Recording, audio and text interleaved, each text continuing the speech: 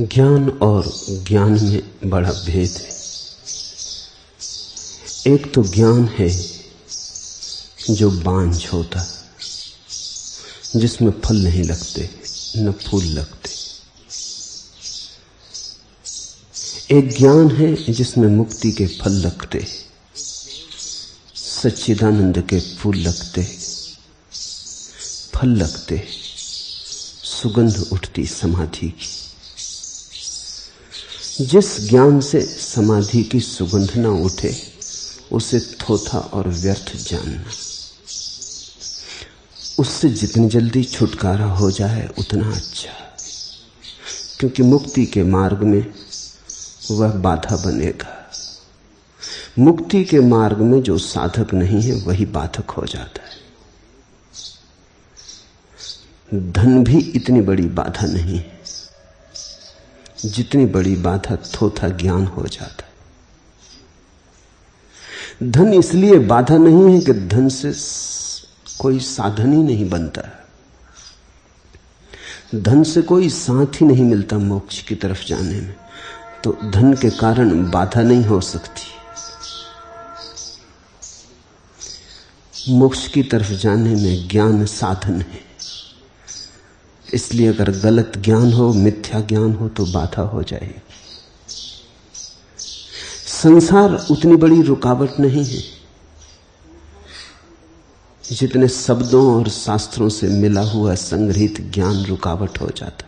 मैंने सुना है, पुरानी कथा है कि अवंतिका नगर के बाहर सिप्रा नदी के पार एक महापंडित रहता था।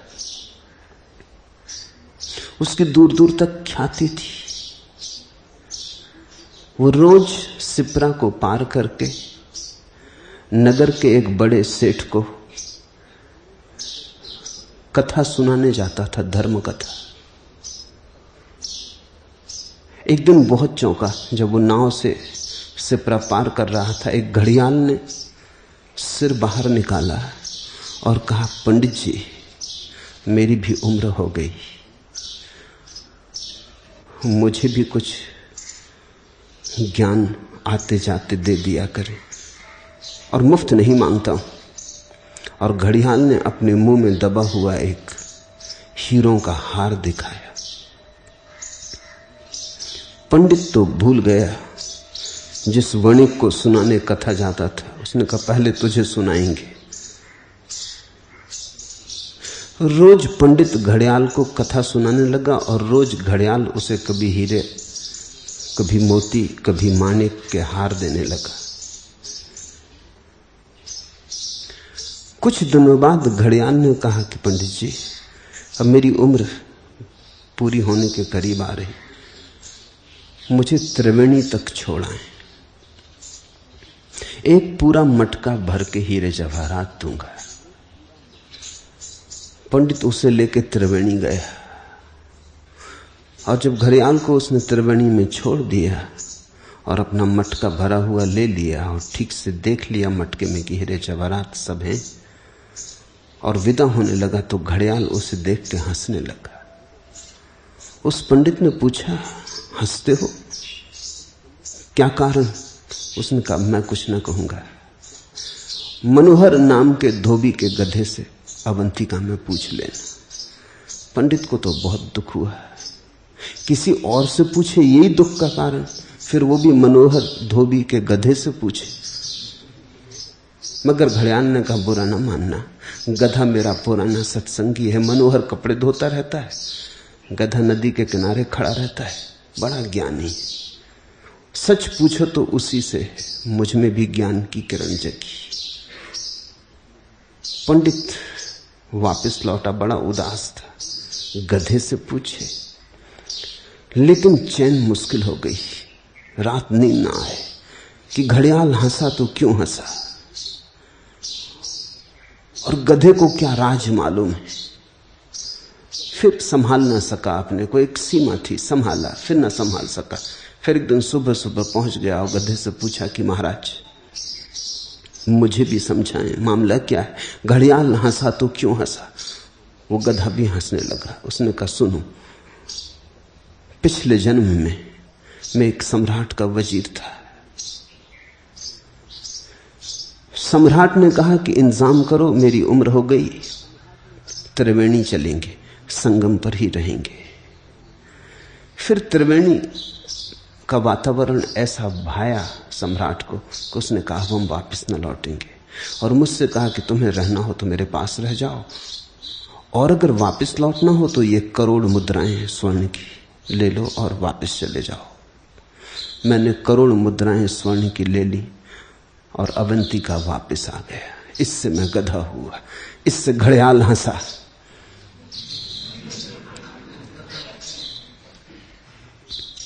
कहानी प्रीति कर रही। बहुत हैं जिनका ज्ञान उन्हीं को मुक्त नहीं कर पाता।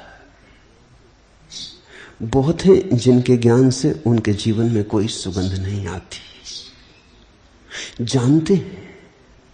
जानते हुए भी जानने का कोई परिणाम नहीं। शास्त्र से परिचित हैं, शब्दों के मालिक हैं, तर्क का श्रृंगार है उनके पास, विवाद में उन्हें हरा ना सकोगे, लेकिन जीवन में वे हारते चले जाते। उनका खुद का जाना हुआ उनके जीवन में किसी काम नहीं आता। जो ज्ञान मुक्ति न दे वह ज्ञान नहीं। ज्ञान की परिभाषा यही है जो मुक्त करे। जीसस ने कहा है सत्य तुम्हें मुक्त करेगा, और अगर मुक्त न करे तो जानना कि सत्य नहीं है। सिद्धांत एक बात है, सत्य दूसरी बात। सिद्धांत उधार है, सस्ते में ले लिया है, चोर बाजार से खरीद लिया है, मुफ्त पा गए हो, कहीं राह पे पड़ा मिल गया है, अर्जित नहीं किया है। सत्य अर्जित करना होता है। जीवन की जो आहुति चढ़ाता वही सत्य को उपलब्ध होता है। जीवन का जो यज्ञ बनाता वही सत्य को उपलब्ध होता है। सत्य मिलता है स्वयं के श्रम से, सत्य मिलता है स्वयं के बोध से। दूसरा सत्य नहीं दे सकता। इस एक बात को जितने भी गहरे तुम संभाल के रख लो उतना हितकर है। सत्य तुम्हें पाना होगा। कोई जगत में तुम्हें सत्य दे नहीं सकता, और जब तक तुम ये भरोसा किए बैठे हो कि कोई दे देगा तब तक तुम भटकोगे। तब तक सावधान रहना कहीं मनोहर धोबी के गधे न हो जाओ। तब तक तुम त्रिवेणी पर आके चूक जाओगे, संगम पर पहुंच जाओगे और समाधि ना बनेगी। बार बार घर के करीब आ जाओगे और फिर भटक जाओगे। मैंने सुना है राबिया अल अदाविया एक सूफी फकीर औरत गुजरती थी एक रास्ते से। उसने फकीर हसन को एक मस्जिद के सामने हाथ जोड़े खड़े देखा, और वो जोर से फकीर हसन कह रहा था, हे प्रभु द्वार खोलो, कब से पुकारता हूं, कृपा करो, मुझ दीन पर अनुकंपा करो, द्वार खोलो। हसन की आंखों से आंसू बह रहे। राबिया वहां से निकलती थी, वो खड़ी हो गई, हंसने लगी, और उसने कहा, भाई मेरे आंख तो खोलो, जरा देखो भी द्वार बंद कहां है, द्वार खुला ही है, जरा देखो तो। हसन ने शास्त्रों में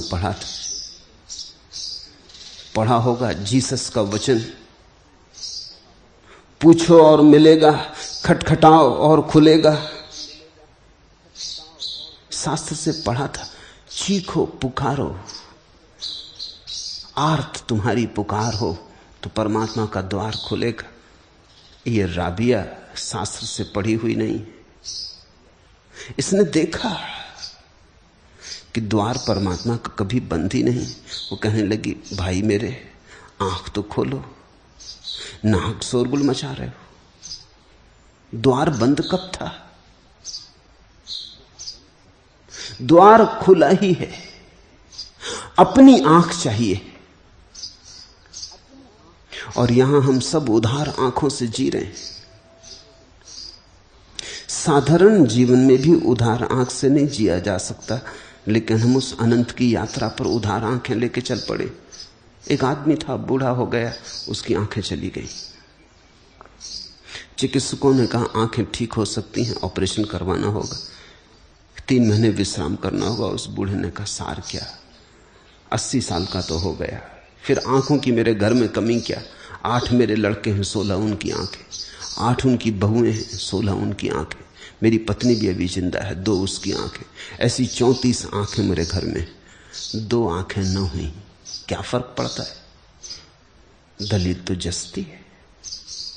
लड़कों की आंखें, बहुओं की आंखें, पत्नी की आंखें, 34 आंखें घर में, न हुई 36, 34 हुई, क्या फर्क पड़ता है? 2 आंख के कम होने से क्या बिगड़ता है? इतने तो सहारे हैं। नहीं, वो राजी ना हुआ ऑपरेशन को, और कहते हैं उसी रात उस घर में आग लग गई, 34 आंखें बाहर निकल गई।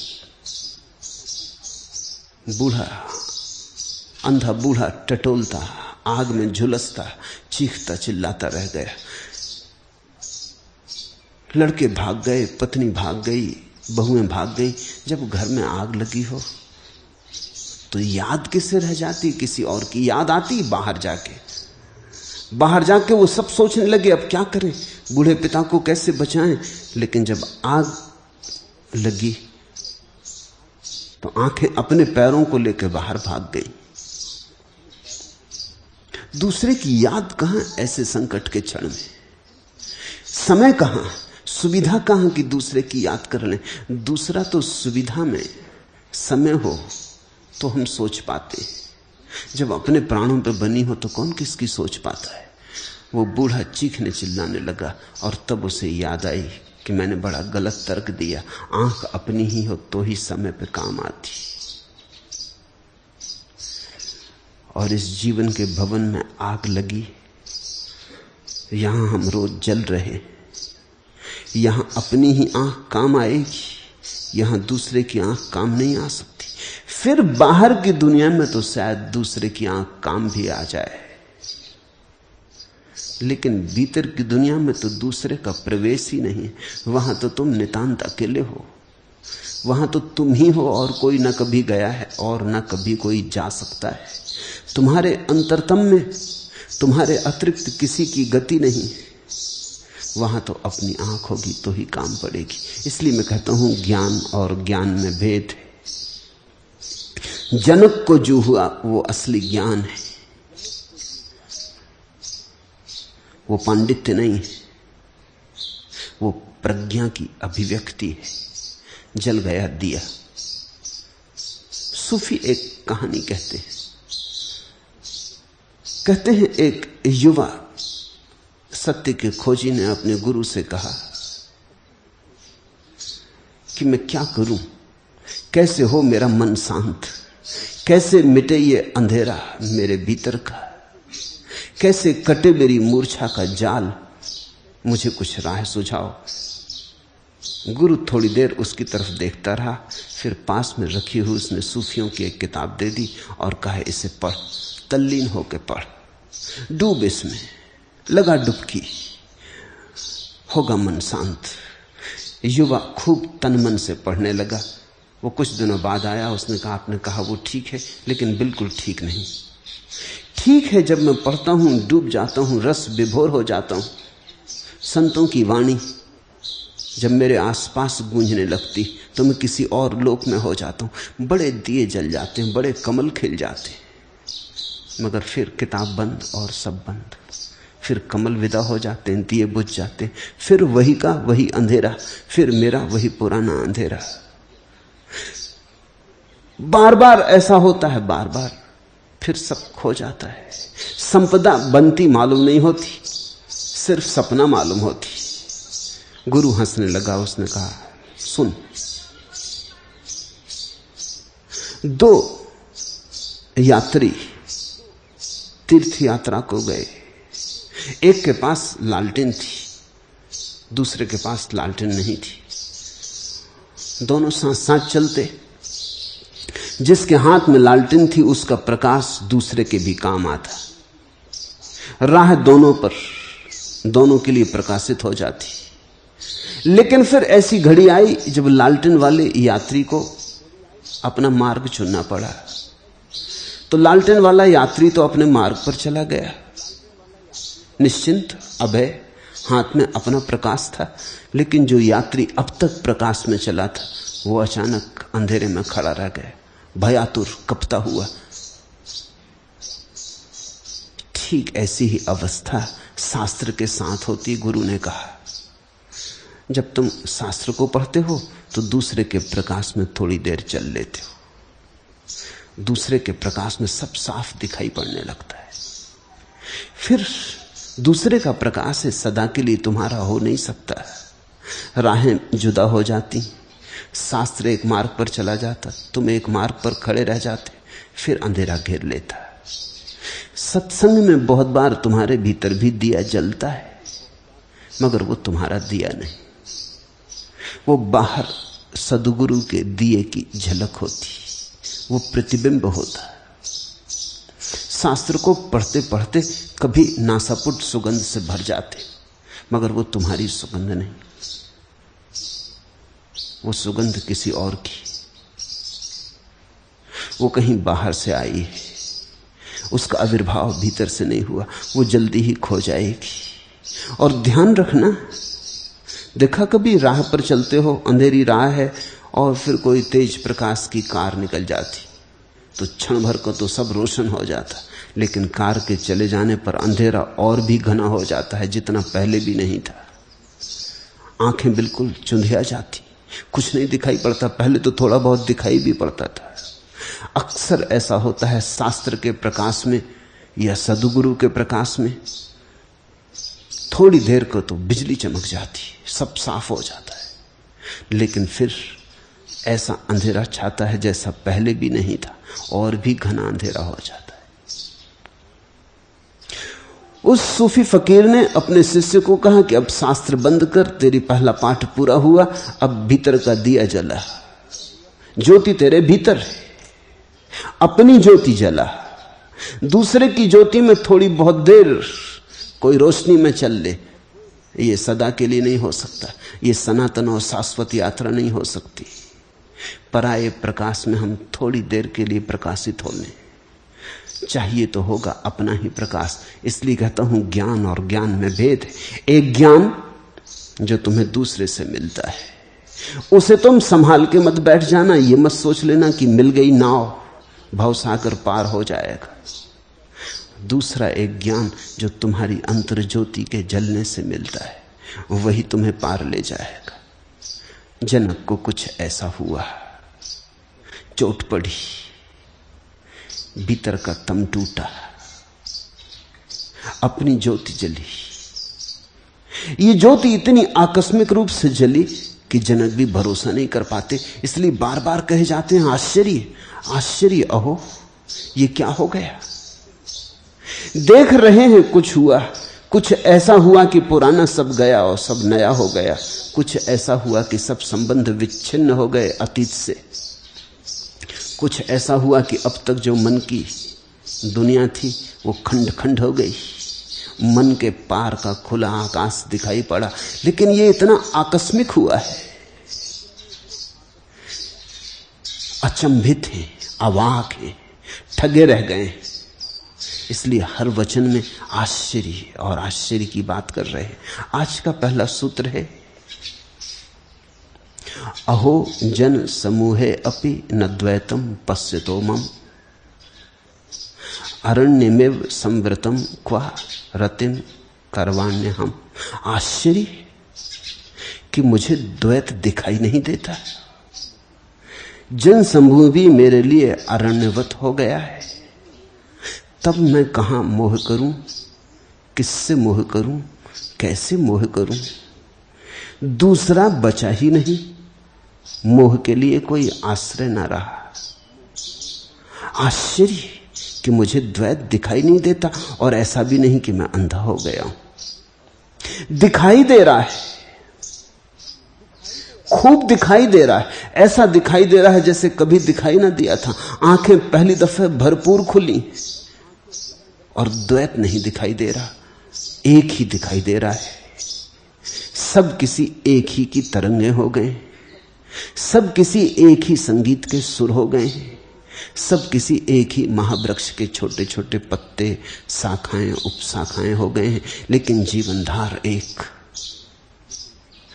द्वैत नहीं दिखाई देता। अब तक द्वैत ही दिखाई दिया था। तुमने सोचा है कभी उन क्षणों में भी जहां तुम चाहते हो द्वैत न दिखाई दे, वहां भी द्वैत ही दिखाई देता है।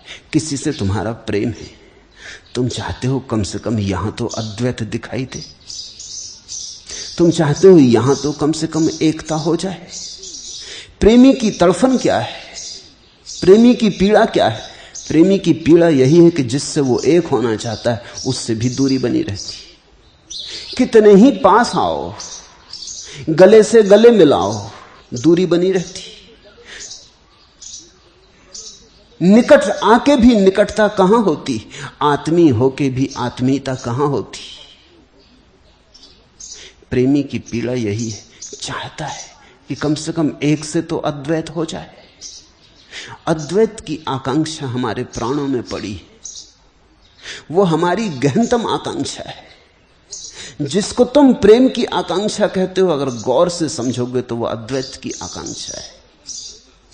वो आकांक्षा है कि चलो न हो सके सबसे एक, कम से कम एक से तो एक हो जाएं।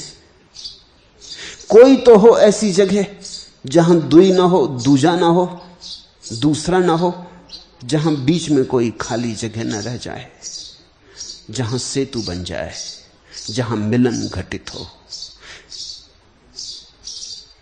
प्रेम की आकांक्षा अद्वैत की आकांक्षा है। ठीक ठीक तुमने व्याख्या न की होगी, तुमने ठीक ठीक प्रेम की आकांक्षा का विश्लेषण न किया होगा।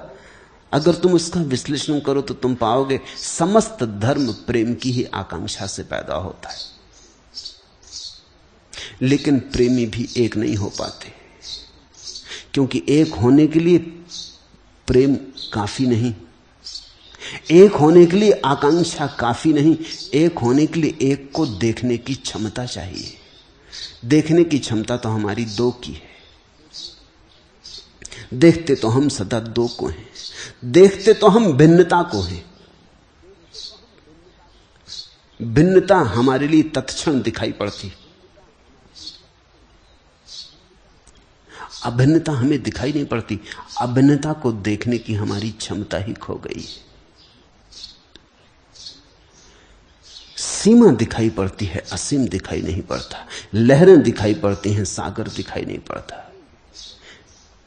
तुम दूसरों से कैसे भिन्न हो यह दिखाई पड़ता, तुम दूसरों से कैसे अभिन्न हो यह दिखाई नहीं पड़ता। अद्वैत तो तभी फल सकता है जब दो के बीच जो शाश्वत सेतु है ही वो दिखाई पड़े। आश्चर्यजनक कहने लगे, मुझे दिखाई देता है लेकिन द्वैत दिखाई नहीं देता। ये क्या मामला है, ये क्या हो गया मुझे, ये भरोसा नहीं आ रहा। ये घटना इतनी आकस्मिक हुई है, ये संबोधि ऐसी क्षण के अंश में घट गई है। धीरे धीरे घटती तो आश्चर्य की कोई बात न थी। बुद्ध ने ऐसा नहीं कहा है कि आश्चर्य, महावीर ने ऐसा नहीं कहा है कि आश्चर्य। जो घटा है वो धीरे धीरे घटा है, वो क्रमिक रूप से घटा है। जो घटा है वो एकदम छप्पर टूट के नहीं घटा। तुम एक एक पैसा जोड़ो, करोड़ों रुपए जोड़ लो तो भी आश्चर्य ना होगा। लेकिन राह के किनारे करोड़ों रुपए अचानक पड़े मिल जाएं तो तुम भरोसा ना कर पाओगे। तुम बार बार अपनी आंखों को साफ करके देखोगे कि मुझे और करोड़ों रुपए मिल गए। ये मामला सच है कि कोई सपना तो नहीं देख रहा हूं। क्योंकि तुम्हारे जीवन भर का अनुभव तो यह है कि जो भी तुम छूते हो मिट्टी हो जाता, सोना छूते हो मिट्टी हो जाता। ये मामला क्या है? ये तुम्हारे साथ ऐसा अघट घट रहा है कि आज मिट्टी सोना होके पड़ी। तुम्हें अपने पे भरोसा ना आएगा। तुम ये मान ना सकोगे एकदम से। तो जब संबोधि की घटना क्रमशः घटती है, किरण किरण सूरज उतरता है, एक किरण उतरी, दूसरी किरण उतरी, तीसरी किरण उतरी, इसके पहले कि दूसरी किरण उतरे तुम एक किरण को अपने में आत्मसात कर लेते हो, तुम दूसरे के लिए तैयार हो जाते हो। ये जनक के लिए कुछ ऐसा हुआ जैसे आधी रात अंधेरे में सूरज अचानक निकला है। सारे जन्मों जन्मों का अनुभव एकदम गलत हो जाए। सूरज सदा सुबह ही निकलता रहा था, यह अचानक आधी रात निकल आया। या कुछ ऐसा हो जाए कि 1000 सूरज एक साथ निकल आए तो भरोसा ना आए। पहली बात तो यही ख्याल में आए कि कहीं मैं पागल या विक्षिप्त तो नहीं हो गया। इसलिए जब कभी ऐसी अनूठी घटना घटती है तो गुरु की मौजूदगी अत्यंत आवश्यक है, अन्यथा व्यक्ति पागल हो जाए। जनक पागल हो सकते थे अगर अष्टावक्र की मौजूदगी ना होती। अष्टावक्र की मौजूदगी भरोसा देगी, आश्वासन देगी। अष्टावक्र चुपचाप सुन रहे हैं, देखते हो जनक कहे जाते हैं, अष्टावक्र चुपचाप सुन रहे हैं, एक शब्द नहीं बोले। वो चाहते हैं बह जाए ये आश्चर्य, एक बार इसे कह लेने दो जो हुआ है, इसके भीतर जो घटा है इसको फूट के बह जाने दो।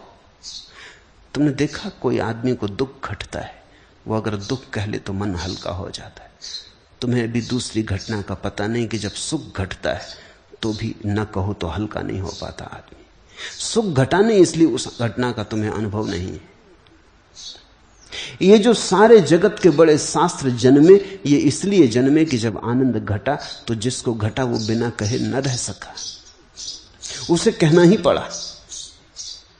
कह के वो हल्का हुआ, चार को सुना के बोझ टला। दुख का ही बोझ नहीं होता, सुख की भी बड़ी घनी पीड़ा होती, मधुर। आनंद की भी बड़ी घनी पीड़ा होती, जैसे तीर चुभ जाए।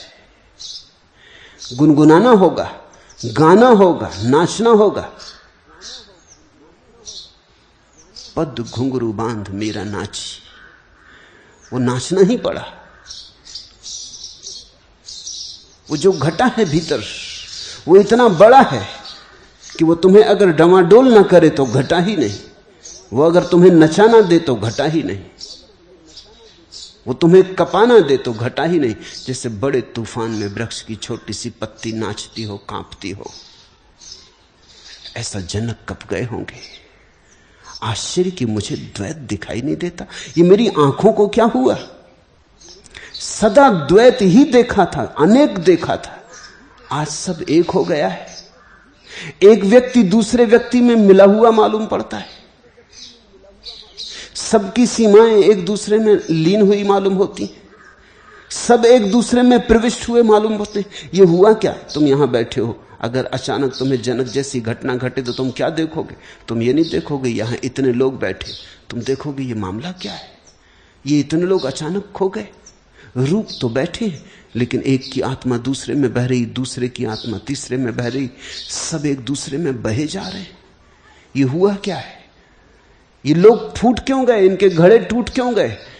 इनके प्राण एक दूसरे में क्यों उतरे जा रहे हैं? ऐसा ही हो रहा है, तुम्हें दिखाई नहीं पड़ता। इसलिए एक बात है, ऐसा ही हो रहा है। तुम्हारी श्वास दूसरे में जा रही, दूसरे की श्वास तुम में आ रही, तुम्हारी ऊर्जा दूसरे में जा रही, दूसरे की ऊर्जा तुम में आ रही।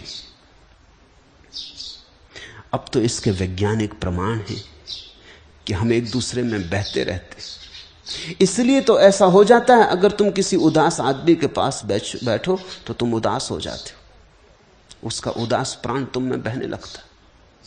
तुम किसी हंसते प्रसन्नचित आदमी के पास बैठो, उसकी प्रसन्नचित्ता तुम्हें छूने लगती, संक्रामक हो जाती, कोई तुम्हारे भीतर हंसने लगता है। तुम कभी कभी चकित भी होते हो कि हंसी का मुझे तो कोई कारण न था, मैं कोई प्रसन्नचित्त अवस्था में भी न था, लेकिन हुआ क्या? दूसरे तुम में बह गए। वैज्ञानिक कहते हैं कि जब तुम किसी की तरफ बहुत प्रेम से देखते हो तो तुम्हारे भीतर से एक ऊर्जा उसकी तरफ बहती। अब इस ऊर्जा को नापने के भी उपाय है। तुम्हारे तरफ से एक विशिष्ट ऊष्मा, गर्मी उसकी तरफ प्रवाहित होती।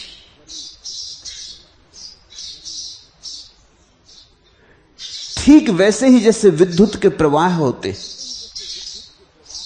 ठीक वैसी ही विद्युत धारा तुम्हारे तरफ से उसकी तरफ बहने लगती। इसलिए अगर तुम्हें कोई प्रेम से देखे तो अपनी प्रेम की आंख को छिपा नहीं सकता, तुम पहचान ही लोगे। तुम्हें जब कोई घृणा से देखता है तब भी छिपा नहीं सकता, क्योंकि घृणा के क्षण में भी एक विध्वंसात्मक ऊर्जा छुरी की तरह तुम्हारी तरफ आती, चुभ जाती। प्रेम तुम्हें खिला जाता, घृणा तुम्हें मार जाती। घृणा में एक जहर है, प्रेम में एक अमृत है। रूस में एक महिला है, उस पर बड़े वैज्ञानिक प्रयोग हुए। वो सिर्फ किसी वस्तु पे ध्यान करके उसे चला देती। टेबल के ऊपर वो 10 फीट की दूरी पे खड़ी और एक बर्तन रखा है। वो 5 मिनट तक उस पर ध्यान करती रहेगी, उसकी आंखें उस पर एकजुट जम जाएंगी और बर्तन कपने लगेगा। और वो अगर कहेगी कि बाएं चलो तो बाएं बर्तन सरकने लगेगा, दाएं चलो तो बर्तन दाएं सरकने लगेगा। इस पर बहुत अध्ययन हुआ है कि मामला क्या है, लेकिन एक और आश्चर्य की घटना पता चली कि अगर वो 5 मिनट ये प्रयोग करे तो उसका आधा किलो वजन कम हो जाता है। तो ऊर्जा निश्चित ही प्रवाहित हुई, उसने ऊर्जा खोई।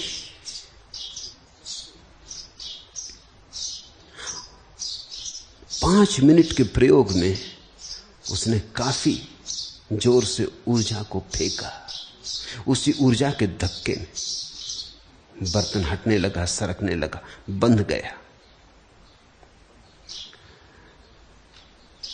हम एक दूसरे में बह रहे हैं, जाने हम न जाने हम।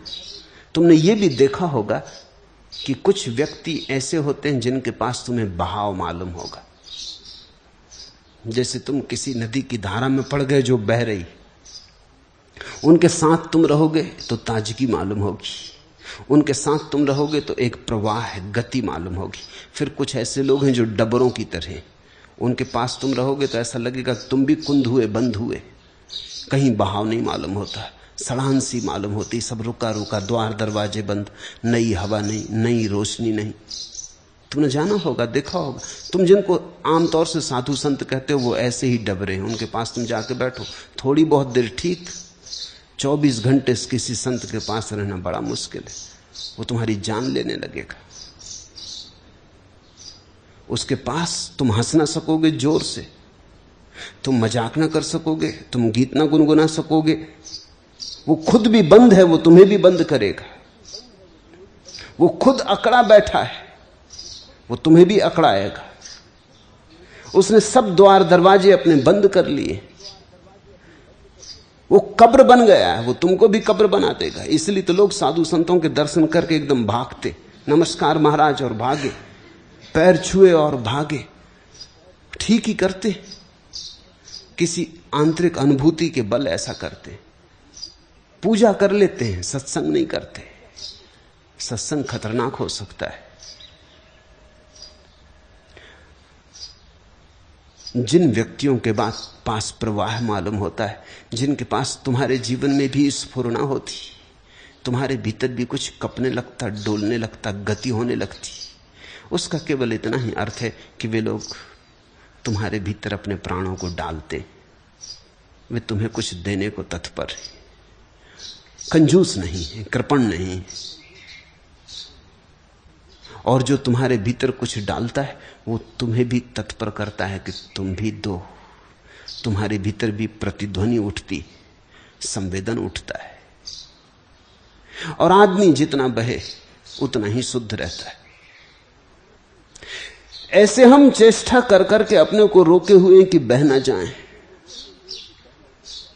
जब जनक को पहली दफा दिखाई पड़ा होगा कि अरे ये सब चेष्टा व्यर्थ है, कितना ही ऊपर ऊपर से रोकते रहो, लेकिन भीतर तो हम सब जुड़े हैं। हम समुद्र में उठे छोटे छोटे द्वीप नहीं, हम महाद्वीप हैं, हम सब जुड़े हैं। और द्वीप भी जो दिखाई पड़ता है सागर में उठा छोटा सा, वो भी नीचे गहराइयों में तो पृथ्वी से जुड़ा है, महाद्वीप से जुड़ा है। जुड़े हम सब हैं। इस जोड़ का दर्शन जनक को हुआ तो वो कहने लगे, अहो जन समूह है अपि न द्वैतम पश्यतो मम। इतना जन समूह देख रहा हूं लेकिन द्वैत नहीं दिखाई पड़ता। ऐसा लगता है कि इन सब के भीतर एक ही कोई जी रहा, एक ही श्वास ले रहा, एक ही प्राण प्रवाहित है। और ये सारा संसार मेरे लिए अरण्यवत हो गया, जैसे कि कोई आदमी जंगल में भटक जाए। कभी तुम जंगल में भटक गए हो? जैसे कभी कोई आदमी जंगल में भटक जाए तो वहां घर थोड़ी बनाता है। भटका हुआ आदमी तो राह खोजता है कि कैसे बाहर निकल जाऊं। कितने ही सुंदर दृश्य हों आसपास, उनको थोड़ी देखता है।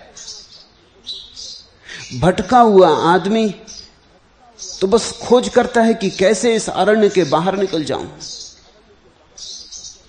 न वहां घर बनाता, न वहां सुंदर फूलों को देखता, न वहां सुंदर वृक्षों से मोह लगाता।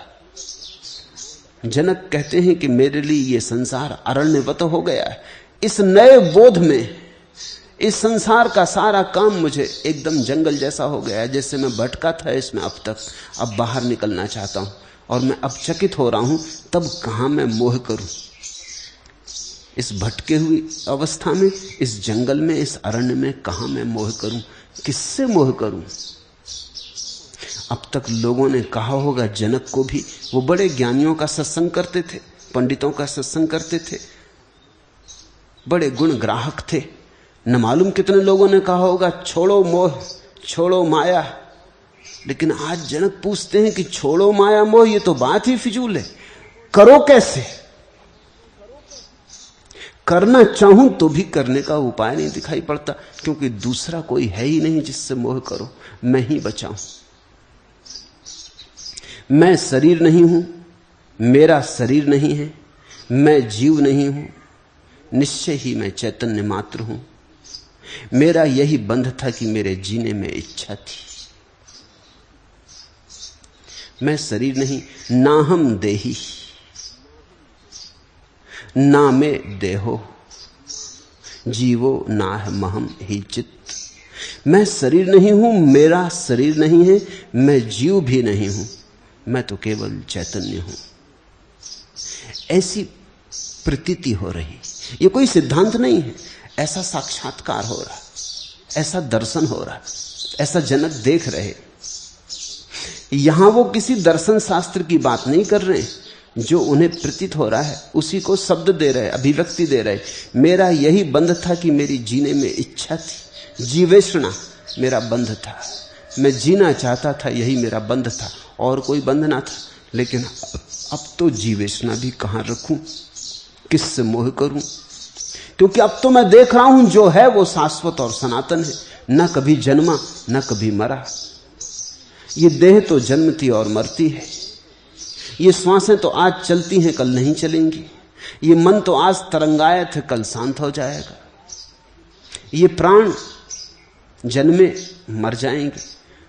लेकिन अब मुझे एक बात सीधी साफ दिखाई पड़ रही, निश्चय पूर्वक दिखाई पड़ रही कि मैं सिर्फ चैतन्य हूं, साक्षी हूं। बंगाल में एक हंसोड़ आदमी हुआ, गोपाल भांड। उसके संबंध में बड़ी प्यारी कहानियां हैं। एक कहानी तो अति मधुर है। वो जिस नवाब के दरबार में लोगों को हंसाने का काम करता था, दरबारी उससे बड़े नाराज थे, क्योंकि वो सम्राट का धीरे धीरे बहुत प्यारा हो गया था। जो हंसी ले आए जीवन में, वो अगर प्यारा ना हो जाए तो और क्या हो। उसके पास बड़ी विलक्षण प्रतिभा थी, इसलिए ईर्ष्या भी स्वाभाविक थी। उसे हराने की वो बड़ी सोच करते थे, लेकिन कुछ उपाय ना खोज पाते थे। आखिर एक दिन कोई उपाय ना देखकर उन्होंने गोपाल भांड को पकड़ लिया और कहा कि आज तो तुझे राज बताना पड़ेगा कि तेरी प्रतिभा का राज क्या है। गांव में ऐसी अफवाह है कि तेरे पास सुखदा मणि, तूने कुछ सिद्धि कर ली और तुझे सुखदा नाम की मणि मिल गई, जिसकी वजह से न केवल तू सुख में रहता है, तो दूसरों को भी सुखी करता है। और यही तेरे चमत्कार का और तेरे प्रभाव का राज। वो सुखदा मणि हमें दे दे, अन्यथा ठीक ना होगा। दरबारी उसकी मारपीट भी करने लगे। उसने कहा कि ठहरो, तुम ठीक कहते हो, अफवाह सच, सुखदा मणि मेरे पास, लेकिन कोई चुरा ना ले, कोई छीन ना ले, इसलिए मैंने उसे जंगल में गड़ा दिया है। मैं तुम्हें बता देता हूं, तुम खोद लो। पूर्णिमा की रात वो सब दरबारियों को लेकर जंगल में गया, एक वृक्ष के नीचे बैठ गया। वो पूछने लगे, बोलो कहां गड़ाई? उसने कहा कि अब तुम खोज लो जगह। सूत्र यह है कि जिस जगह पर खड़े होने से चांद तुम्हारे सिर पे चमकता हो, उसी जगह गड़ी।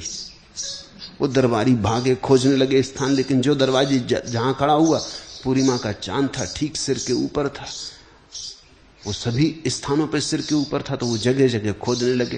रात भर खोदते रहे, कई जगह खोदा, और गोपाल भांड वृक्ष के नीचे आराम से सोया रहा।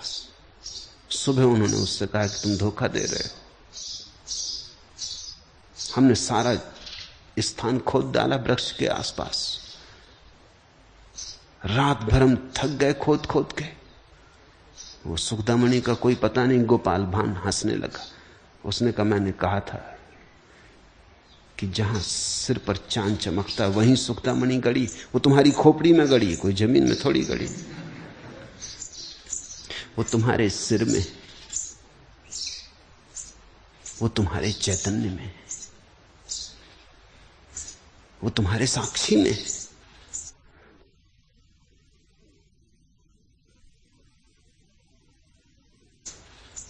जो साक्षी हो जाता है वो सुखी हो जाता है। जनक कहने लगे, न मैं शरीर न शरीर मेरा, मैं जीव नहीं, निश्चय ही मैं चैतन्य हूं। मेरा यही बंध था कि मेरी जीने में इच्छा थी। एकमात्र बंधन है जीवन में कि हम जीना चाहते। अब ये बड़े आश्चर्य की बात है। तुमने कभी देखा सड़क पर किसी को घसीटते हुए पैर टूट गए, हाथ टूट गए, मरना सन्न है, फिर भी जीना चाहता है, फिर भी घसीट के भीख मांगता है। तुम ये मत सोचना कि अगर तुम उसकी जगह होते तो आत्महत्या कर लेते। आसान नहीं। जीने का मोह बड़ा गहरा है। जीने का मोह ऐसा गहरा है कि आदमी किसी भी स्थिति में जीना चाहता है, किसी भी स्थिति के लिए राजी हो जाता है। कुछ लोग आत्महत्या करते हैं, इसलिए तुम्हें लगता होगा उनके संबंध में क्या। जो लोग आत्महत्या करते हैं वे लोग भी जीने की आकांक्षा से ही आत्महत्या करते हैं। मरने के लिए कोई आत्महत्या नहीं करता। लोगों के जीने की शर्तें हैं। कोई कहता है मेरे पास करोड़ रुपए होंगे तो ही मैं जीऊंगा। दिवाला निकल गया, करोड़ रुपए हाथ से खिसक गए, वो कहता अब जीने में क्या सार। उसके जीने की एक बड़ी शर्त थी जो टूट गई। उसने जीने के लिए एक खास ढंग चुना था जो अब संभव नहीं रहा। वो कहता हम मर जाएंगे। वो मरता जीने की ही किसी विशेष शर्त के लिए। किसी ने कहा मैं किसी स्त्री के साथ रहूंगा तो ही रहूंगा, नहीं तो मर जाऊंगा। किसी स्त्री ने कहा किसी पुरुष को पालूंगी तो रहूंगी, नहीं तो मर जाऊंगी। ये कोई मरने की बातें नहीं है, ये सब जीने के ही आग्रह हैं। जीना जैसा चाहा था वैसा ना हो सका तो लोग मरने तक को तैयार हैं। जीने के लिए लोग मरने तक को तैयार हैं। अगर आत्महत्या कभी घटती है तो वो तो किसी बुद्ध, किसी जनक, किसी अष्टावक्र, किसी महावीर की घटती है। वो ठीक आत्महत्या करते, क्योंकि उसके बाद फिर कोई जन्म नहीं है। वो जीने के लिए, मरने की तो बात दूसरी, वो जीने के लिए जीने भी नहीं चाहते। वो जीवेशना को ही समझ लेते हैं कि जीवेशना एक धोखा है। इसे समझें। जब दिखाई पड़ता है समाधि की आंखों से, ध्यान की आंखों से, तो दिखाई पड़ता है जीवन तो है ही, ये तो कभी नहीं हो ही नहीं सकता। ये तो बड़े पागलपन की बात है कि जो तुम हो ही उसकी आकांक्षा कर रहे हो। ये तो ऐसा ही है कि तुम्हारे पास धन है और तुम धन मांग रहे हो। ये तो ऐसा ही है कि जो तुम्हारे पास है ही उसके लिए तुम भिक्षा मांगते वन वन में भटकते फिर रहे हो। जिस दिन ये दिखाई पड़ता है, जिस दिन अपना वास्तविक जीवन दिखाई पड़ता है, उसी क्षण जीवेशना खो जाती। जब तक तुमने अपने जीवन को किसी गलत चीज से जोड़ा है, किसी ने शरीर से जोड़ा है, किसी ने कहा मैं शरीर हूं, तो अड़चन आएगी, क्योंकि शरीर तो कल मरेगा। शरीर के मरने के भय के कारण जीवेशना पैदा होगी। मैंने सुना है, एक पुरानी तिब्बती कथा है कि दो उल्लू एक वृक्ष पर आके बैठे। एक ने सांप अपने मुंह में पकड़ रखा था, भोजन था उनका, सुबह के नाश्ते की तैयारी थी। दूसरा एक चूहा पकड़ लाया था। दोनों जैसे ही बैठे वृक्ष पर पास पास आके, एक के मुंह में सांप, एक के मुंह में चूहा।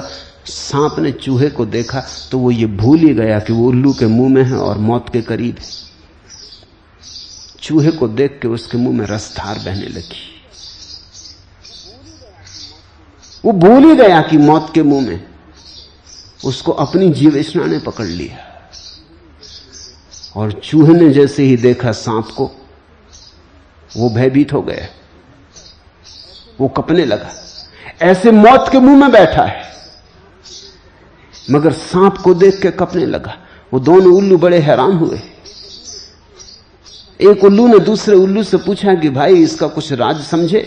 दूसरे ने कहा बिल्कुल समझ में आया।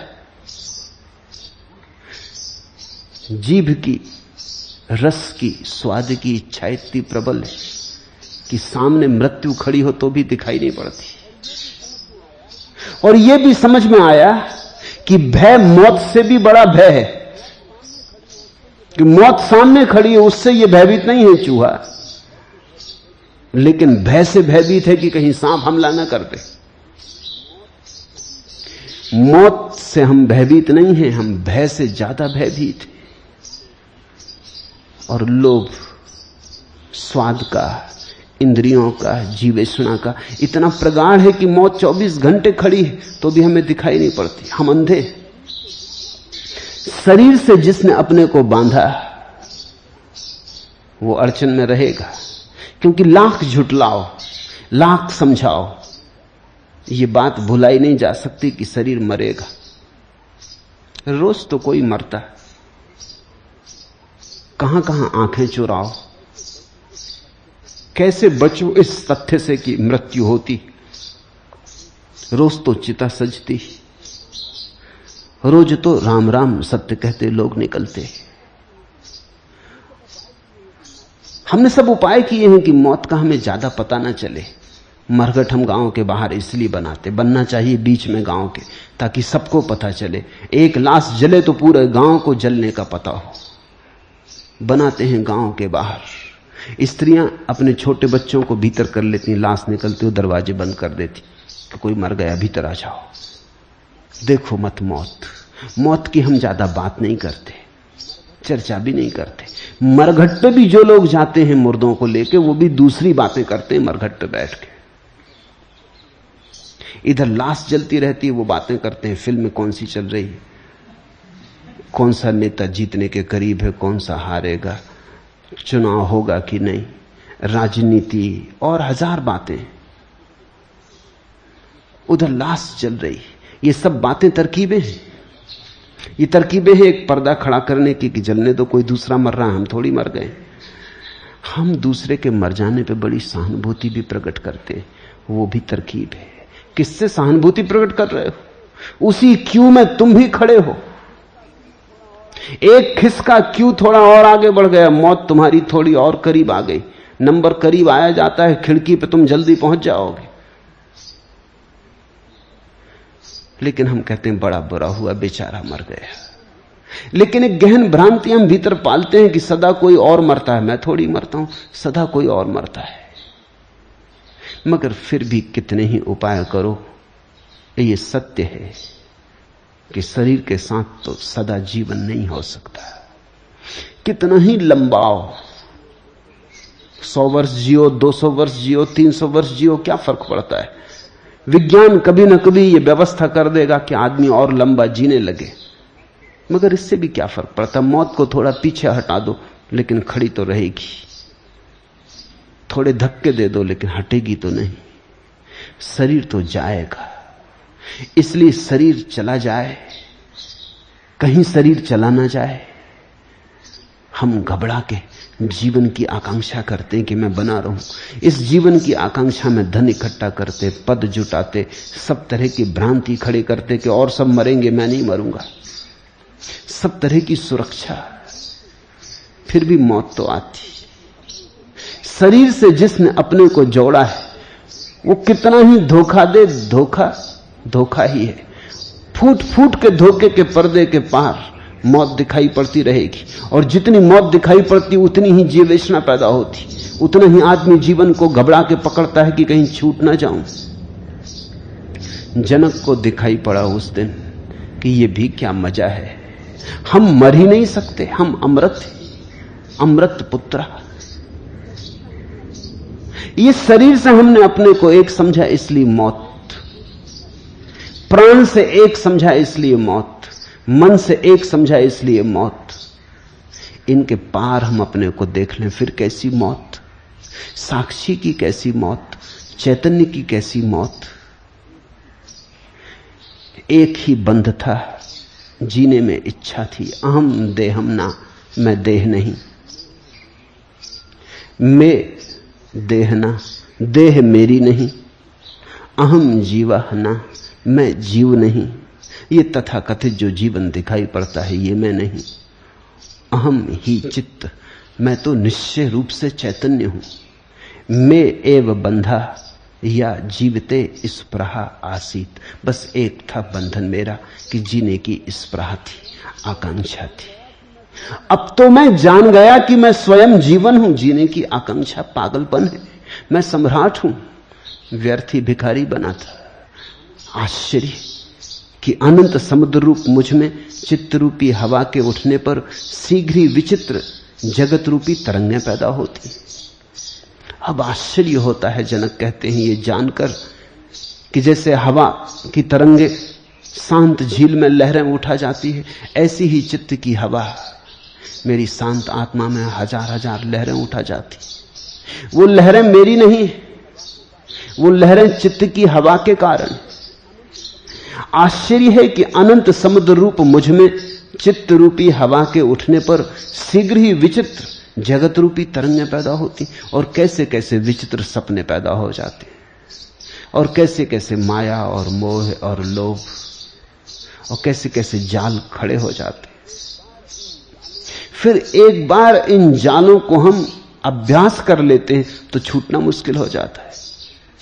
मैंने सुना है एक यूनानी संगीतज्ञ जब भी कोई उसके पास संगीत सीखने आता तो पूछता कि तुमने पहले कहीं और तो नहीं सीखा है, संगीत के संबंध में कुछ जानते तो नहीं हो। अगर कोई व्यक्ति कहता कि मैं बिल्कुल संगीत के संबंध में कुछ नहीं जानता तो वो आधी फीस लेता, अगर कोई कहता कि मैं कुछ जानता हूं तो दुगनी फीस मांगता। दो व्यक्ति साथ ही साथ आए थे, एक बिल्कुल कोरा कागज और एक ख्याति नाम संगीतज्ञ था, काफी जानता था, कुशल संगीतज्ञ था। और जब उस गुरु ने कहा कि जो बिल्कुल नहीं जानता उससे आधी फीस और तुम जो जानते हो तुमसे दुगनी फीस, तो वो कहने लगा ये अन्याय है, ये क्या मामला है, इसका अर्थ। तो वो संगीत गुरु कहने लगा इसका अर्थ सीधा है, जो नहीं जानता उसे हम सिर्फ सिखाएंगे, तुम जानते हो पहले तुम्हें बुलाएंगे, तुम जो जानते हो पहले उसे मिटाएंगे, तब तुम सीख सकोगे। संसार में हमारा असली सवाल एक ही है कि हमने जन्मों जन्मों में कुछ अभ्यास कर लिए, कुछ गलत बातें हम ऐसी प्रगाढ़ता से सीख गए हैं कि अब उन्हें कैसे भूलें यही अड़चन। ये बात हमने खूब गहराई से सीख ली कि मैं शरीर हूं। भाषा, समाज, समूह, संस्कार सब इसी बात के। भूख लगती तुम कहते मुझे भूख लगी। जरा सोचो अगर तुम इस वाक्य को ऐसा कहो कि शरीर को भूख लगी ऐसा मैं देखता हूं, तुम फर्क समझते हो कितना भारी हो जाता। तुम कहते हो मुझे भूख लगी, तो तुम घोषणा कर रहे हो कि मैं देह हूं। जब तुम कहते हो शरीर को भूख लगी, ऐसा मैं देखता हूं, जानता हूं, तो तुम ये कह रहे हो कि शरीर मुझसे अलग, मैं ज्ञाता हूं, दृष्टा हूं, साक्षी हूं। जब कोई तुम्हें गाली देता है और तुम्हारे मन में तरंगें उठती हैं, तो तुम कहते हो मुझे क्रोध हो गया, तो तुम गलत बात कह रहे हो। तुम इतना ही कहो कि मन क्रोधित हो गया, ऐसा मैं देखता हूं। तुम मन ही नहीं हो, वो जो मन में क्रोध उठ रहा है उसको देखने वाले हो। अगर तुम मन ही होते तब तो तुम्हें पता ही नहीं चल सकता था कि मुझे क्रोध हो गया, क्योंकि तुम तो क्रोध ही हो गए होते, पता किसको चलता। अगर तुम शरीर ही होते तो तुम्हें कभी पता नहीं चलता कि भूख लगी है, क्योंकि तुम तो भूख ही हो गए होते, पता किसको चलता। पता चलने के लिए तो थोड़ा फासला चाहिए। शरीर को भूख लगती, तुमको पता चलता है। शरीर में भूख लगती, तुम में पता चलता है। तुम सिर्फ बोध मात्र हो। अगर हमारी भाषा ज्यादा वैज्ञानिक और धार्मिक हो, अगर हमारे संस्कार चैतन्य की तरफ हो, शरीर की तरफ नहीं, तो बड़ी अड़चनें कम हो जाएं।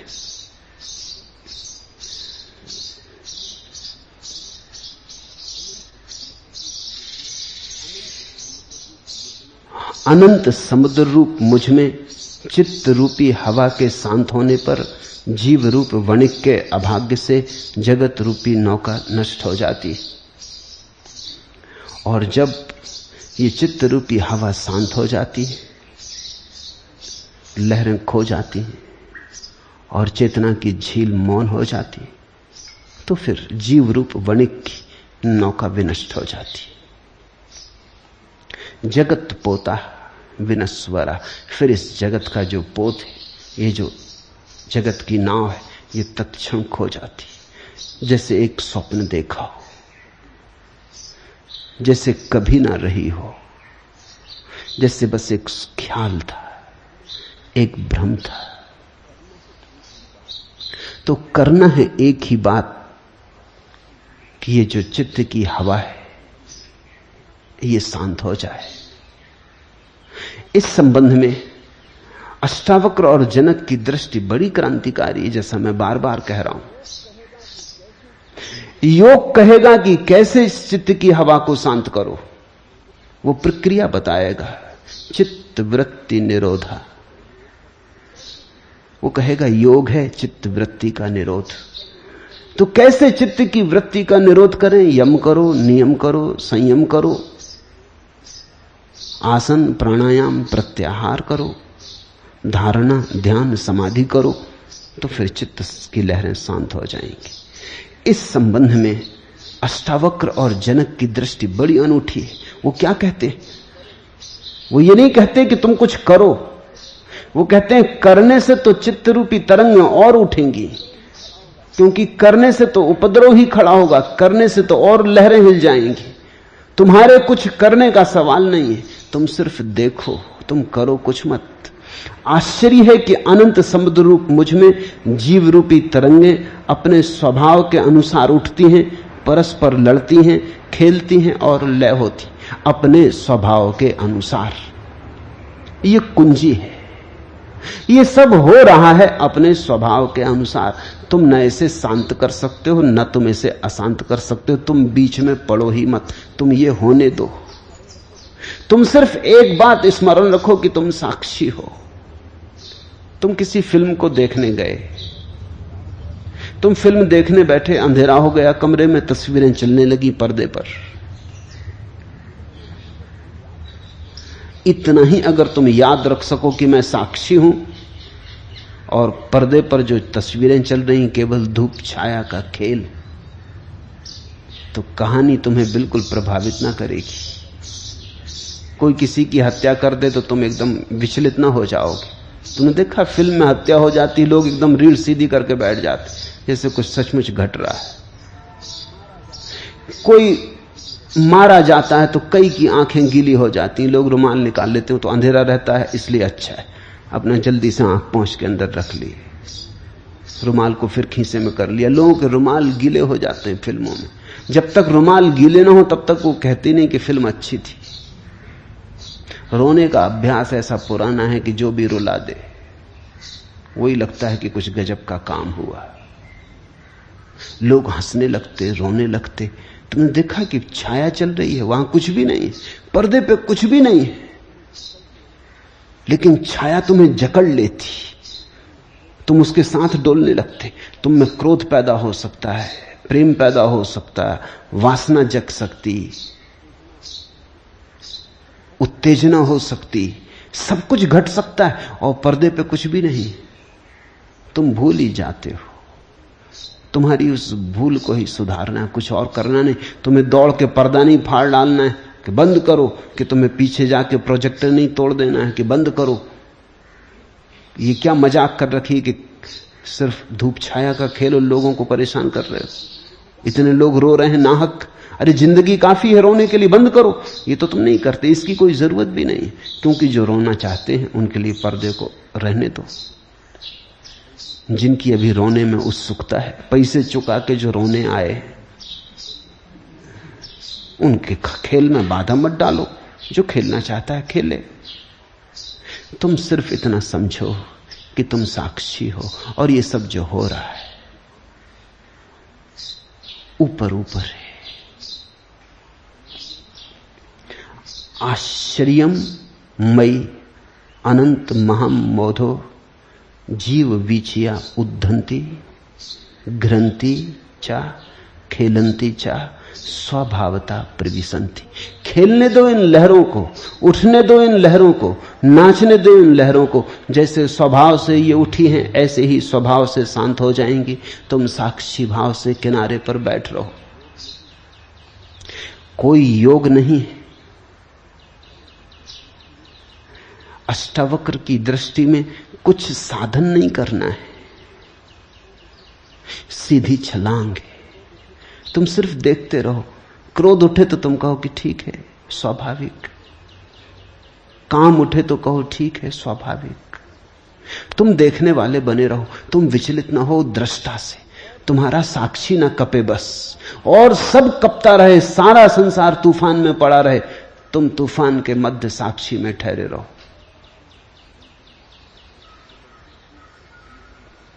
मुल्ला नसरुद्दीन एक समुद्री यात्रा पर था। जहाज डूबने लगा, बड़ा तूफान आ गया। लोग भागदौड़ करने लगे, स्त्रियां रोने चिल्लाने लगीं, कुत्ते भौंकने लगे, बच्चे बेहोश होने लगे। सारे लोग एक कोने में इकट्ठे हो गए।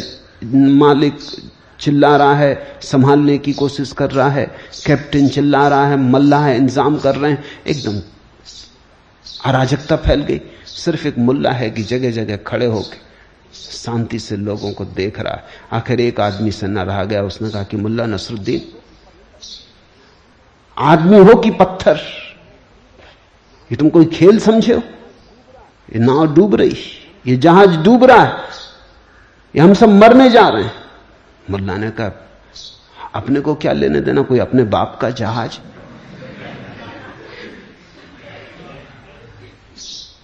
ये ठीक कह रहा है, कोई अपना क्या बिगड़ रहा है। एक ऐसी घड़ी है जब सब होता रहता है और तुम जानते हो अपना क्या बिगड़ रहा है। अपने बाप का जहाज, तुम पार साक्षी बने रहते हो। तब तुमने आंधी के बीच में भी एक शांत स्थान खोज लिया, तब तुम अपने केंद्र पर आ गए।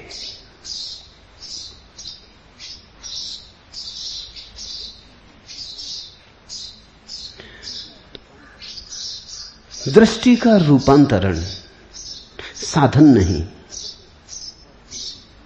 अष्टावक्र और जनक एक नई ही बात कह रहे हैं। वो कह रहे हैं तुम किनारे बैठ रहो। ये नदी में जो इतनी तरंगें उठी हैं ये अपने से शांत हो जाएंगी। ये नदी में जो इतनी गंदगी उठी ये अपने से शांति हो जाएगी। तुम इसमें कूद के इसको शांत करने की कोशिश करोगे तो और लहरें उठाएंगी। तुमने देखा कभी जब तुम शांत होने की ज्यादा चेष्टा करते हो और अशांत हो जाते। मेरे पास अक्सर लोग आते हैं, मेरे अनुभव में ऐसा आया कि जिनको तुम सांसारिक लोग कहते हो वो ज्यादा शांत होते हैं धार्मिक लोगों की बजाय, क्योंकि सांसारिक आदमी को संसार की ही चिंता है, अशांतियां हैं ठीक है, ये धार्मिक आदमी को एक नई अशांति, इनको शांत भी होना है। बाकी अशांतियां तो हैं, धन, बाकी तो सब उपद्रव इनके भी लगे हुए हैं, घर है, द्वार है, गृहस्थी है, दुकान बाजार है, हार जीत है, सब लगा हुआ है, सफलता असफलता वो सब तो है, और एक नया रोग, इनको शांत होना है। कम से कम उतना रोग सांसारिक आदमी को नहीं। वो कहता है अशांति है ठीक है, उसकी अशांति इतनी भयंकर नहीं है जैसी इस आदमी की अशांति हो जाती जो कि इसको शांत भी करना चाहता है। और जब तुम कभी मंदिर जाते हो, पूजा करने बैठते, प्रार्थना करने बैठते, ध्यान करने देखा, उस समय तुम और भी अशांत हो जाते हो। इतने तुम दुकान पे भी नहीं होते, बाजार में भी नहीं होते। क्या होता है? तुम उतर पड़े नदी में, तुम चेष्टा करने लगे लहरों को शांत करने की, तुम्हारी चेष्टा से तो और लहरें उठाएंगी। तुम कृपा करके किनारे पर बैठो। बुद्ध के जीवन में उल्लेख है, मुझे बड़ा प्यारा रहा है। बुद्ध गुजरते एक पहाड़ से, धूप है, प्यासे, आनंद को कहते कि आनंद तू पीछे लौट के जा, कोई 2 मील पीछे हम एक झरना छोड़ा है, वहां से तू पानी भर ला, मुझे प्यास लगी। वो एक वृक्ष के नीचे बैठ के विश्राम करते, आनंद जाता भिक्षा पात्र लेकर। लेकिन जब वो पहुंचता है उस झरने पर, तो ठीक उसके सामने ही कुछ बैलगाड़ियां उस झरने में से निकल गईं। तो सारा पानी कूड़ा करकट से भर गया, जमी कीचड़ उठाई ऊपर, सूखे पत्ते ऊपर तैरने लगे, सड़े पत्ते ऊपर तैरने लगे। वो पानी पीने योग्य न रहा। वो वापस लौट आया। उसने बुद्ध को कहा वो पानी पीने योग्य नहीं। आगे चल के कोई 4-6 मील दूर नई, हम अभी पहुंचेंगे, नदी है, वहां से मैं पानी ले आता हूं, आप विश्राम करें या चलते हो तो मेरे साथ चले चलें। लेकिन वो पानी पीने योग्य नहीं रहा। बुद्ध ने जिद की, उन्होंने कहा तू वापस जा, वही पानी ले आ। जब बुद्ध ने कहा तो आनंद इंकार भी ना कर सका, फिर गया, झिझकते हुए गया कि वो पानी बिल्कुल बेकार है। लेकिन वहां जाकर देखा कि तब तक तो पानी स्वच्छ हो गया।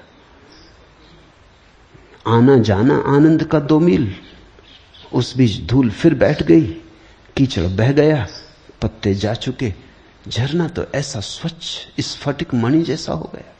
वो बड़ा चकित हुआ। तब उसे बुद्ध की जिद्द का अर्थ दिखाई पड़ा।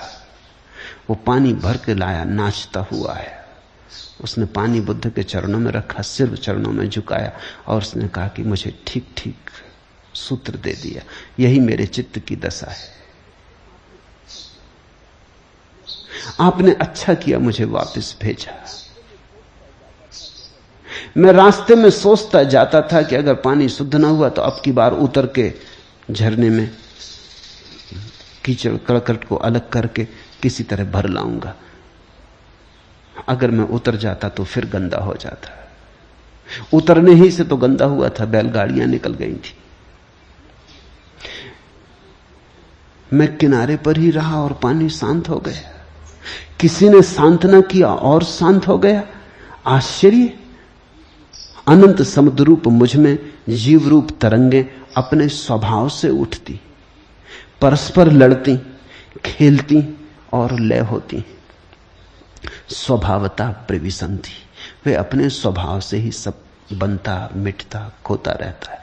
तुम दूर साक्षी हो जाओ, तुम खड़े देखते रहो।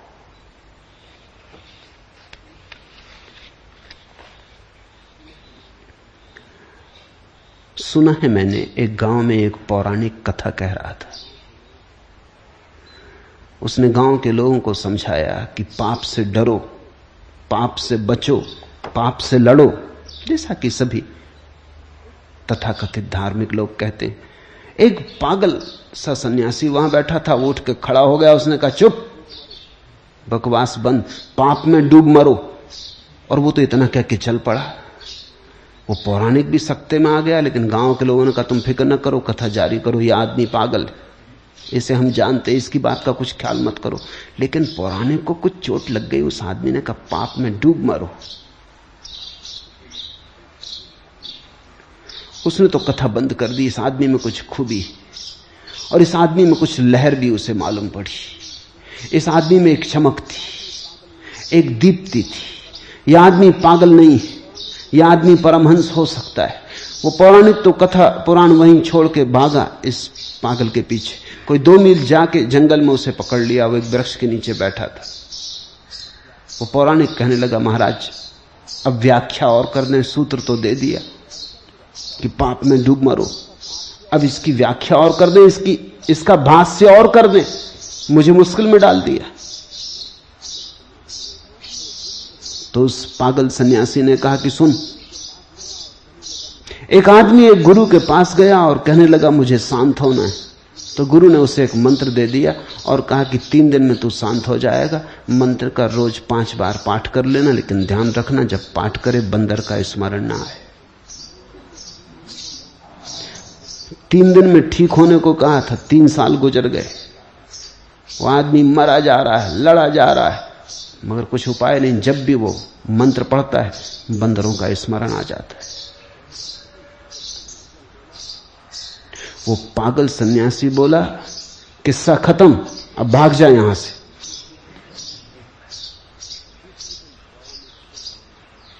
दूसरे दिन पौराणिक फिर गांव में कथा कह रहा था। उसने लोगों से कहा, न तो पाप से लड़ो, न पाप से डरो, न पाप से भगो, न पाप से बचो, बस देखते रहो। लड़ने से वो आदमी बंदर से लड़ रहा है कि बंदर ना आने पाए। तुम जिससे लड़ोगे वही आएगा। तुम्हारा लड़ना ही तुम्हारा आकर्षण बन जाएगा। जो व्यक्ति काम वासना से लड़ेगा, काम वासना ही उठेगी। जो लोभ से लड़ेगा, लोभ ही उठेगा। जो क्रोध से लड़ेगा वो और क्रोध उठाएगा, क्योंकि जिससे तुम लड़ोगे उसका स्मरण बना रहेगा। तुमने ख्याल किया, जिसे तुम भूलना चाहते हो उसे भूल नहीं पाते, क्योंकि भूलने के लिए भी तो बार बार याद करना पड़ता है, उसी में तो याद बन जाती। किसी को तुम्हें भूलना है, कैसे भूलो? भूलने की चेष्टा में तो याद सघन होगी। भूलने से कभी कोई किसी को भूल पाया? लड़ने से कभी कोई जीता? इस जीवन का ये विरोधाभासी नियम ठीक से समझ लेना। जिससे तुम लड़े उसी से तुम हारोगे। लड़ना ही मत। संघर्ष सूत्र नहीं है विजय का, साक्षी। बैठ के देखते रहो। अब बंदर उछल कूद कर रहे हैं, करने दो। वो अपने स्वभाव से ही चले जाएंगे। तुमने अगर उत्सुकता न ली तो बार बार तुम्हारे द्वार ना आएंगे। तुमने अगर उत्सुकता ली पक्ष में या विपक्ष में तो दोस्ती बनी। अब वो जो आदमी मंत्र पढ़ रहा है और सोचता है बंदर ना आए, शायद इस मंत्र पढ़ने के पहले कभी उसके मन में बंदर ना आए होंगे। तुम्हारे मन में कभी आए? तुम कोशिश करना, कल मंत्र कोई भी चुन लेना, राम राम राम, और कोशिश करना बंदर ना आए। बंदर ही नहीं, हनुमान जी भी चले आएंगे उनके पीछे, और कई बंदरों को लेके पूरी फौज फांटा चला आएगा। और इसके पहले कभी ऐसा ना हुआ था। तुम्हारा विरोध तुम्हारे रस की घोषणा है। लड़ना मत, अन्यथा हारोगे।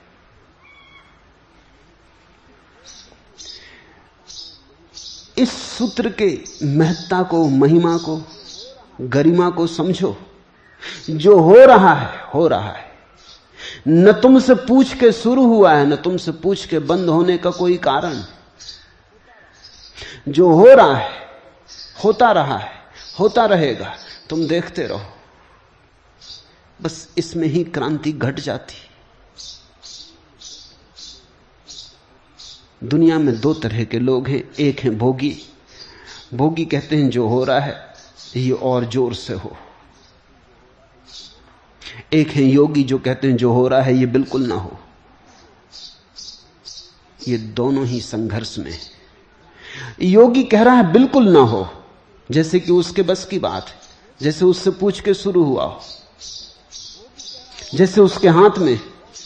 भोगी कह रहा है और जोर से हो, और ज्यादा हो, 100 साल जीता हूं, 200 साल जीऊं, एक स्त्री मिली, 1000 स्त्रियां मिले, करोड़ रुपया मेरे पास है, 20 करोड़ रुपया मेरे पास हो। भोगी कह रहा है और जोर से हो। वो भी सोच रहा है जैसे उससे पूछ के हो रहा है, उसकी अनुमति से हो रहा है, उसकी आकांक्षा से हो रहा है। दोनों की भ्रांति एक है, दोनों विपरीत खड़े हैं, एक दूसरे की तरफ पीठ किए खड़े हैं, लेकिन दोनों की भ्रांति एक है। भ्रांति ये कि दोनों सोचते हैं संसार उनकी अनुमति से चल रहा है, चाहे तो बढ़ा लें चाहे तो घटा दें। मुल्ला नसरुद्दीन 100 साल का हो गया तो दूर दूर से अखबार नवीस उसका इंटरव्यू लेने आए। 100 साल का हो गया आदमी, उससे पूछने आए कि तुम्हारे स्वास्थ्य का राज क्या है, तुम अब भी चलते हो फिरते हो, तुम प्रसन्न चित्त दिखाई पड़ते हो, तुम्हारे शरीर में कोई बीमारी नहीं, तुम्हारा राज क्या है? तो मुल्ला ने कहा मेरा राज, मैंने कभी शराब नहीं पी, धूम्रपान नहीं किया,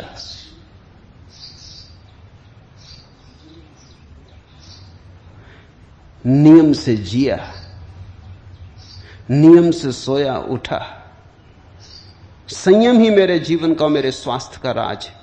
वो इतना कह ही रहा था कि बगल के कमरे में जोर से कुछ अलमारी गिरी, तो वो सब चौंक गए। पत्रकारों ने पूछा ये क्या मामला है? तो उसने कहा ये मेरे पिताजी हैं, वो मालूम होता है फिर शराब पी के आ गए। कोई आदमी 100 साल जिंदा रह जाता, वो सोचता मैंने शराब नहीं पी इसलिए जिंदा हूं 100 साल। उनके पिताजी पी के अभी आए, उन्होंने अलमारी गिरा दी।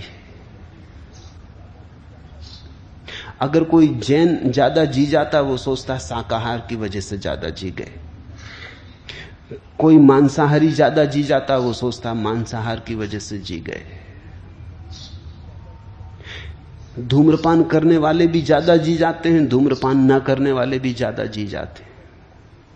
साग सब्जी खा के भी लोग ज्यादा जी जाते हैं, जिन्होंने साग सब्जी कभी छुई ही नहीं वो भी जी जाते हैं। और जो आदमी जिस ढंग से जी जाता है वो सोचता है ये मैंने अपने जीवन का नियंत्रण किया, ये मेरे संयम से हुआ। तुम्हारे किए कुछ भी नहीं हो रहा, तुम करता नहीं हो। तुम्हारे किए कुछ भी न हुआ है, न हो रहा है, न होगा। कभी कभी संयोग से, कभी कभी बिल्ली के भाग्य से छींका टूट जाता है, वो संयोग ही है। कभी कभी ऐसा होता है तुम जो चाहते हो वो हो जाता है, वो होने ही वाला था, तुम ना चाहते तो भी हो जाता है। एक गांव में एक बूढ़ी औरत रहती थी, वो नाराज हो गई गांव के लोगों से। उसने कहा तो भटकोगे तुम अंधेरे में सदा। उन्होंने पूछा मतलब? उसने कहा मैं अपने मुर्गे को लेकर दूसरे गांव जाती, न रहेगा मुर्गा, न देगा बांग, न निकलेगा सूरज, मरोगे अंधेरे में। देखा नहीं कि जब मेरा मुर्गा बांग देता है तो सूरज निकलता है। वो बूढ़ी अपने मुर्गे को लेकर दूसरे गांव चली गई क्रोध में, और बड़ी प्रसन्न है क्योंकि अब दूसरे गांव में सूरज निकलता है, वहां मुर्गा बांग देता है। वो बड़ी प्रसन्न है कि पहले गांव के लोग मरते होंगे अंधेरे में, सूरज वहां भी निकलता है। मुर्गों के बांग देने से सूरज नहीं निकलता, सूरज के निकलने से मुर्गे बांग देते। तुम्हारे कारण संसार नहीं चलता, तुम मालिक नहीं हो, तुम कर्ता नहीं हो। ये सब अहंकार, भ्रांतियां हैं। भोगी का भी अहंकार है और योगी का भी अहंकार है। इन दोनों के जो पार है उसने ही अध्यात्म का रस चखा, जो न योगी है न भोगी। आश्चर्य है कि अनंत समुद्र रूप मुझ में जीव रूपी तरंगें अपने स्वभाव के अनुसार उठती हैं, परस्पर लड़ती हैं, खेलती हैं और लय भी होती हैं। और मैं सिर्फ देख रहा, और मैं सिर्फ देख रहा, और मैं सिर्फ देख रहा।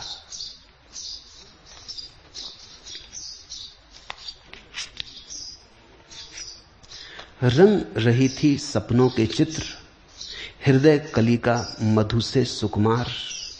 अनिल बन 100 बार दुलार, तुम्ही ने खुलवाए उर्द्वार। और फिर रहे न एक निमेष, लुटा चुपके से सौरव भार। रह गई पथ में बिछकर दीन, दृगों की अश्रु भरी मनुहार, मूक प्राणों की विकल पुकार। विश्व वीणा में कब से मूक पड़ा था मेरा जीवन तार, न मुखरित कर पाई झकझोर, थक गई सौ सौ मलय बयार। तुम्ही रचते अभिनव संगीत, कभी मेरे गायक इस पार, तुम्ही ने कर निर्मम आघात, छेड़ दी यह बेसुर झंकार, और उलझा डाले सप्तार। सब हो रहा स्वभाव से ऐसा कहो, या सब कर रहा प्रभु ऐसा कहो। भक्त की भाषा है कि परमात्मा कर रहा, ज्ञानी की भाषा है कि स्वभाव से हो रहा। तुम्हें जो भाषा प्रीतिकर हो चुन लेना, वो भाषा का ही भेद है।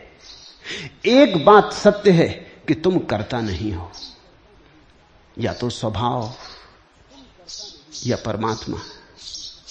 तुम करता नहीं हो, तुम सिर्फ दृष्टा हो, तुम सिर्फ देखने वाले हो।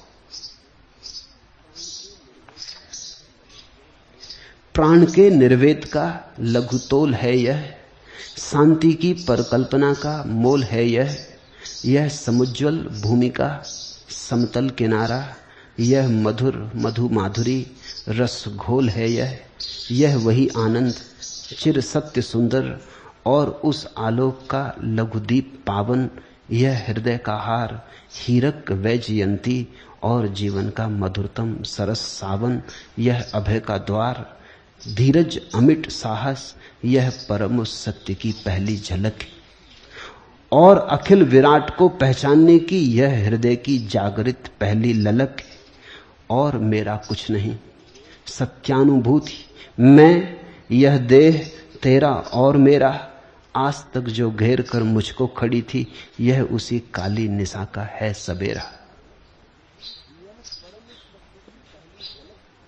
यह परम सत्य की पहली झलक है, साक्षी का थोड़ा सा अनुभव सत्य की पहली झलक है। यह परम सत्य की पहली झलक है, और अखिल विराट को पहचानने की यह हृदय की जागृत पहली ललक है। थोड़ा सा दर्शन, थोड़ी सी दृष्टि, थोड़े से साक्षी बनो, थोड़े से देखो जो हो रहा। उसमें कुछ भी भेद करने की आकांक्षा न करो, न कहो ऐसा हो, न कहो वैसा हो। तुम मांगो मत कुछ, तुम चाहो मत कुछ, तुम सिर्फ देखो जैसा है। कृष्णमूर्ति कहते हैं दैट विच इज, जैसा है उसको वैसा ही देखो, तुम अन्यथा न करना चाहो।